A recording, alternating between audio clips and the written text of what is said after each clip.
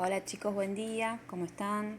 Bueno, les voy a explicar brevemente de qué trató la clase del miércoles para que, digamos, todos tengan lo mismo, ¿sí? Bueno, lo que vimos en la clase pasada hablamos de la comunicación. Como ya vimos el año pasado, hay unos elementos que podemos encontrar cuando se da una situación comunicativa, ¿sí?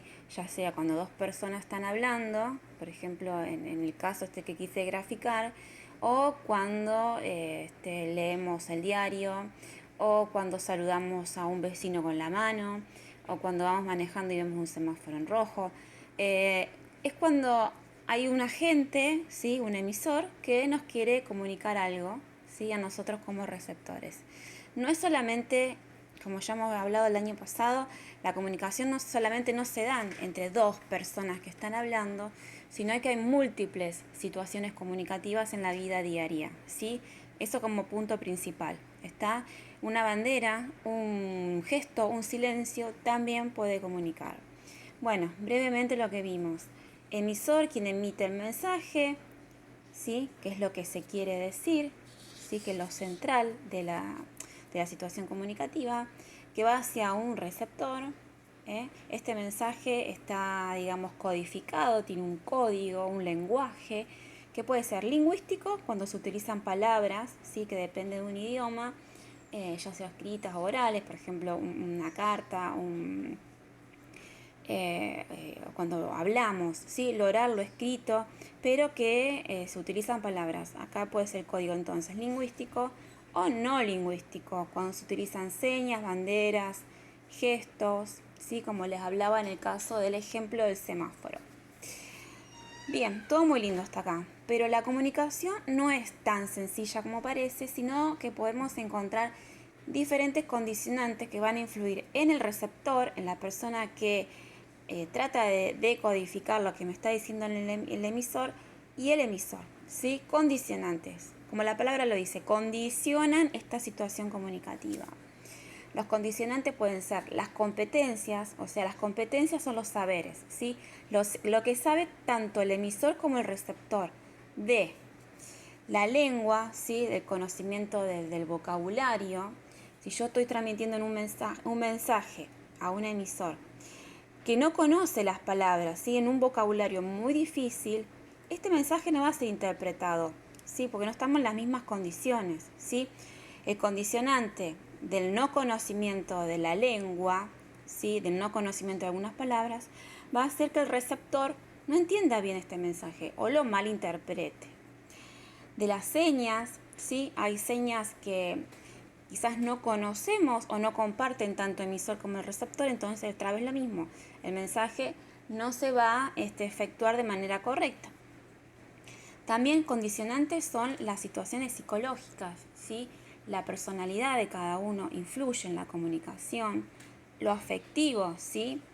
Y los saberes culturales.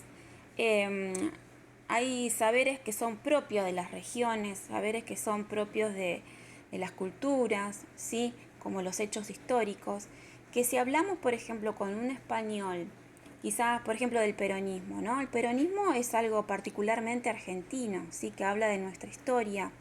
Entonces, si hablamos con un español, por más que comparta el mismo código, quizás no lo entienda, ¿sí? No entienda ese proceso o le tengamos que explicar antes de qué significa, ¿sí? Para los argentinos. Eso por un lado.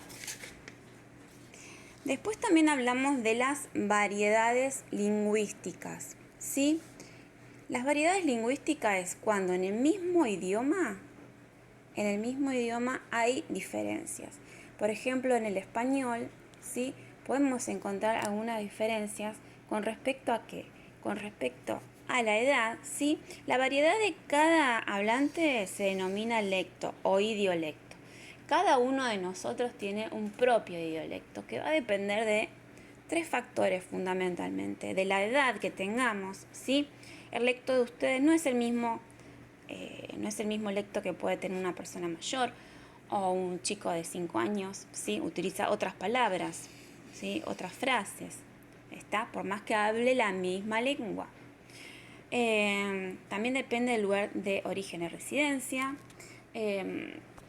Acá podemos notar que entre provincias hay distintas entonaciones. Por ejemplo, en Córdoba está muy marcada la entonación.